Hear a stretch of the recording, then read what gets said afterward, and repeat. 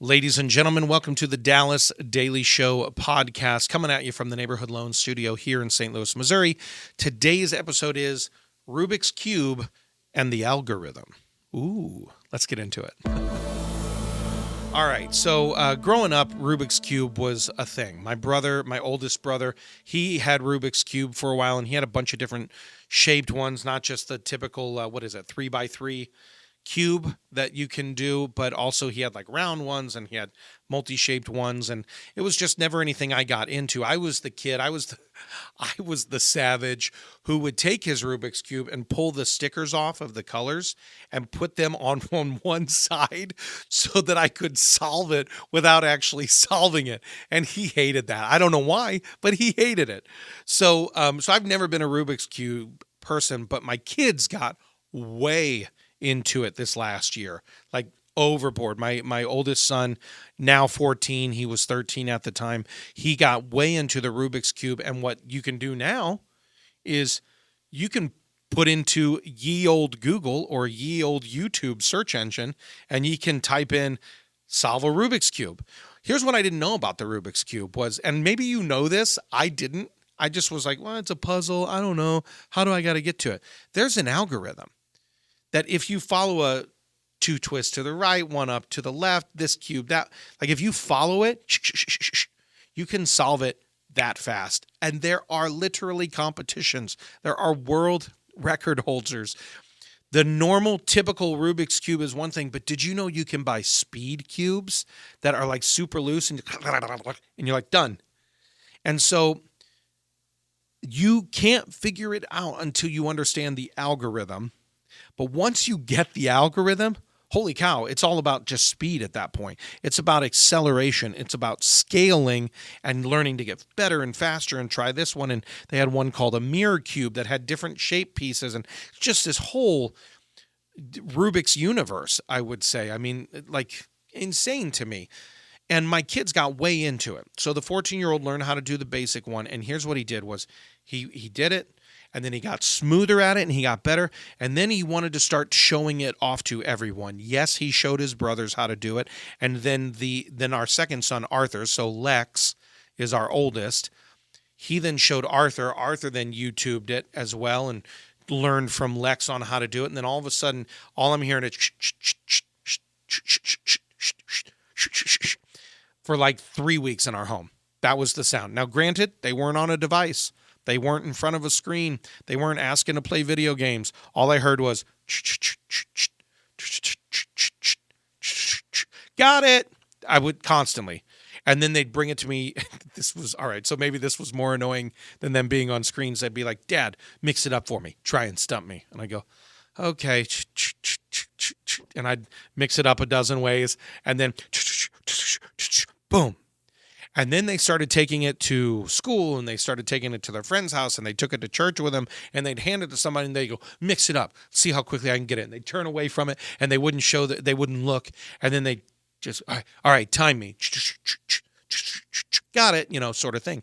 And they wanted to use their allowance money on speed cubes, all of it. I know I'm getting way into this, but here's what fascinated me about it was once they figured out the formula for success, they wanted to try it in every environment and they couldn't wait to actually show it to other people.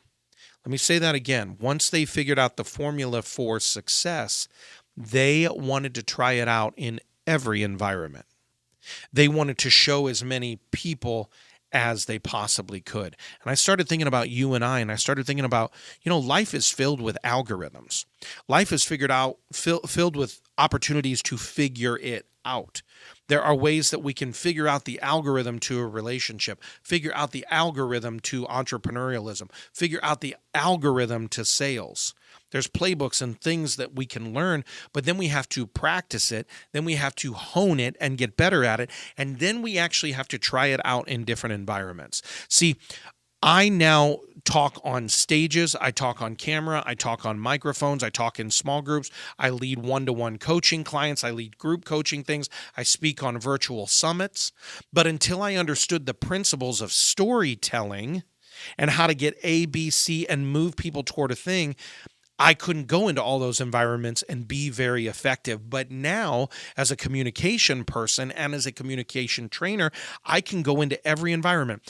I can sit with CEOs of Fortune 500 companies, and I can sit with business owners who might have 5 to 10 employees, and I can sit with solopreneurs who are just getting their business off the ground. And because I understand the principles of powerful communication and persuasion, I actually can teach them those things. And all of them get value out of it because I figured out the algorithm, and now I've honed it, and now I'm practicing it in every environment and getting better and better and better and accelerating. And the question I have for you is, where in your life have you figured out the algorithm, but you haven't yet started testing it in all the environments? Because mastery is being able to understand the principles and the practicals to get people to move in a direction for you. So in your life, can you figure out the algorithm and then repeat your success? Or maybe you already are in an area and you're just not sure this is what you're calling it yet. Maybe you need to start saying to yourself, no, I'm ready to succeed in every environment. I'm ready because I know the principles and I know the practicals and I know the application, and I can bring people to a higher level.